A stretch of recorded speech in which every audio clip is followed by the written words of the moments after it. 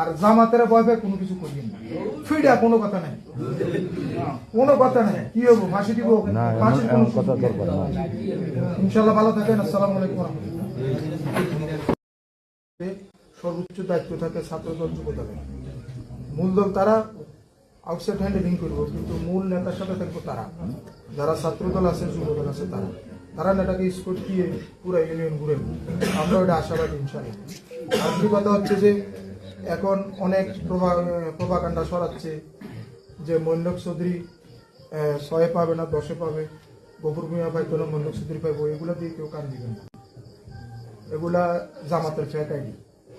এদের জন্মটা হয়েছে মিথ্যা দিয়ে। ইনশাল্লাহ যাইব দেশতুন এইভাবে। কারণ এরা প্রথমে আসছে কি ওই যে ফিয়ারা পাকিস্তান, হ্যাঁ লাইন বালা তো এই জন্য। এরপরে আইসে কি তাহলে ওই গণব, ওই আমরা পার্শ্ববর্তী এলাকার একজনে বলছে গি, এইটাও গেছে।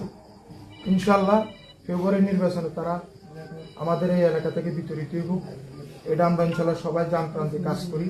আমাদের প্রিয় নেতা আলহাজ আব্দুল গফুর ভূঁইয়াকে আমরা নির্বাচিত করি, কারণ আমাদের 17 বছর সবাই কম বেশ নির্যাতিত ভোগ করছেন। কেউ জেলা জানলো আসিলেন, ফলাই আসিলেন, এটা তো ঠিক কষ্ট নাকি? অন্যের ঘরে ঘুমেছেন, এটা কষ্ট না? তো সবাই এই কষ্টটা বুকে ধারণ করি।